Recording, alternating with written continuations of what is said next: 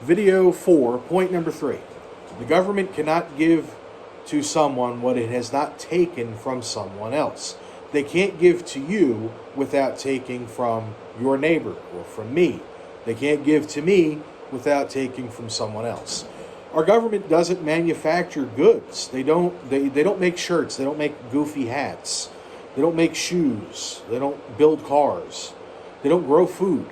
The government has to get everything that they give to somebody else by either taking it or paying for it. And if they're paying for it, they're taking money from someone else to pay for it. The government doesn't have its own money. It has our money.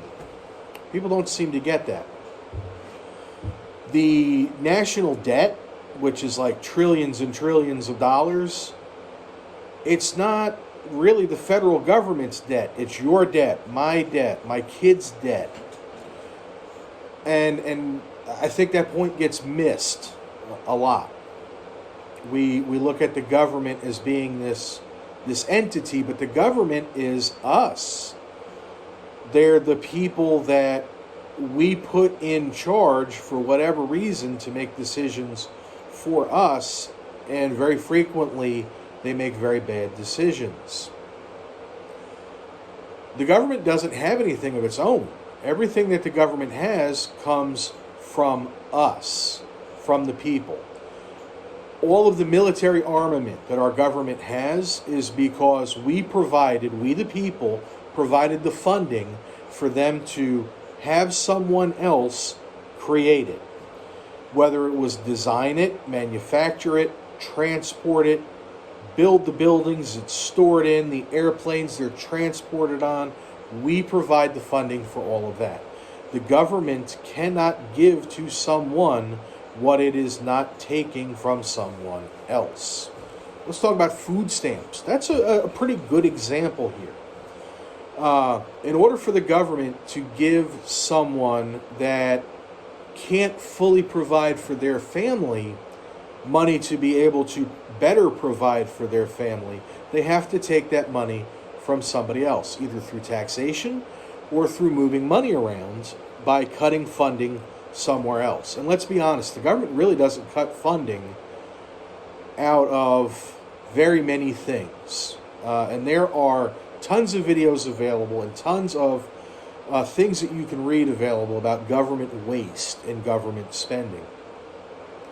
So in order to feed the family who there's just either too many of them, or mom and dad don't earn enough money, or there isn't a dad around or a mom around, or whatever the case may be, that those folks need food stamps. I mean, it could be a single person all by themselves, without kids, without aunts and uncles, or nieces and nephews, or cousins, or whatever.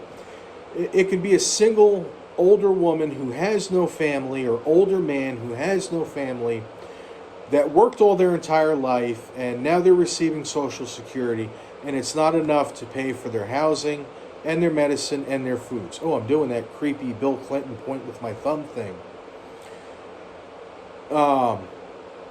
That person shouldn't be made to starve. They should be able to eat. But in order for the government to give them money to eat with, someone else has to give the government the money to give to that person. It's just, the government doesn't have anything that we, the citizens of this country, aren't essentially giving them. And I don't understand why the masses don't seem to get that. Yes, the government prints money. They mint coins. All of that money and all of those coins are based off of the ability to produce products that we can trade for them.